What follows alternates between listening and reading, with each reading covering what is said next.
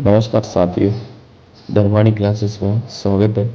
Video को share और channel को सब्सक्राइब जरूर कीजिएगा अगर आपको अच्छा लगे तो। सबसे पहले हम कालीबंगा सभ्यता पढ़ते हैं। कालीबंगा सभ्यता में एक हनुमानगढ़ में स्थित है।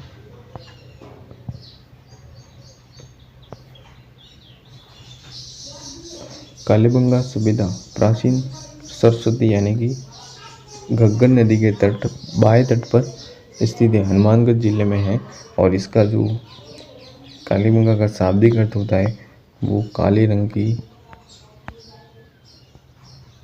चूड़ियाँ होता है। अर्थात कालीबंगा सभ्यता में पूर्व हड़प्पाकालीन तथा उत्तर हड़प्पाकालीन सभ्यता के अवशेष प्राप्त हुए।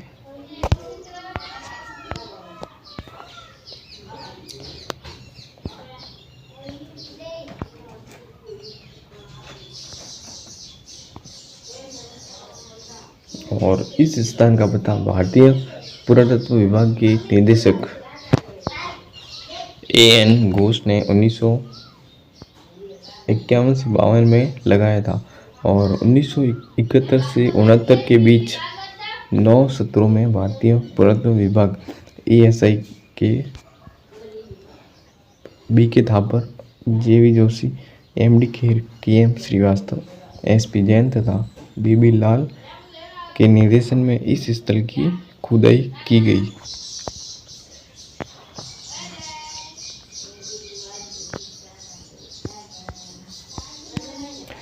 इसका जो उत्खनन है ना वो 5 स्तरों पर किया गया। इसका उत्खनन 5 स्तरों पर किया गया, जिसमें प्रथम द्वितीय स्तर पर सिंधु सभ्यता से प्राचीन एवं तीसरी चौथे में 500 स्तर सिंधु सभ्यता के समकालीन माना जाता है।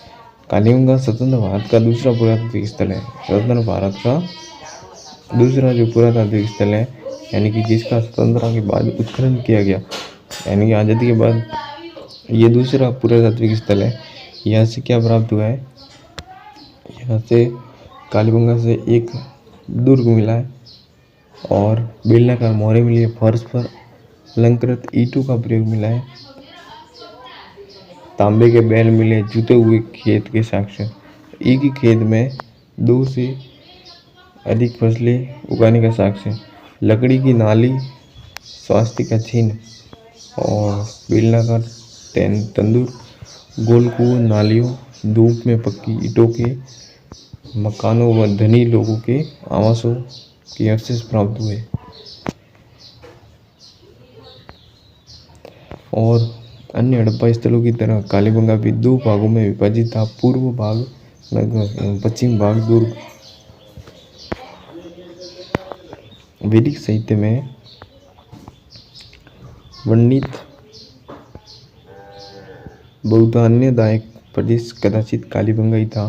कालीबंगा में गेहूं, जौ, चना, सरसों, कपास आदि की खेती होती थी।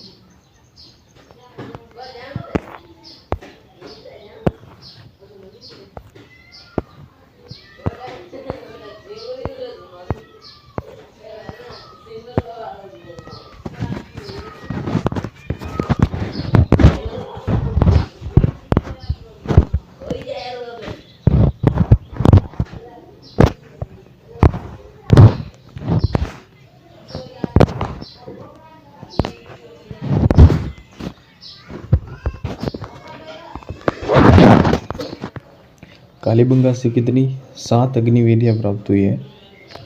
एक अन्य चबूतरे से एक और अग्निवेदियाँ मिली हुई और प्राप्त भी हुई है। कालीबंगा में प्राप्त बेलनाकार मोहरें जो कि मेसोपोटामिया जैसी मोहरें प्राप्त हुई है। यदि हड़प्पा और मोहनजोदड़ो को हड़प्पा सभ्यता की 2 राजधानियाँ माना जा सकता है, यानी कि दशरथ शर्मा के अनुसार कालीबंगा को सिंधु सभ्यता की तीसरी राजधानी कहा है। दशरथ शर्मा के अनुसार कालीबंगा को सिंधु यानी कि सैंधव सभ्यता की तीसरी राजधानी का है। और कालीबंगा उत्खनन की एक महत्वपूर्ण उपलब्धि यह भी थी कि इस सैंधव लिपि की पहचान करने के प्रयास को एक दिशा प्रदान की गई। और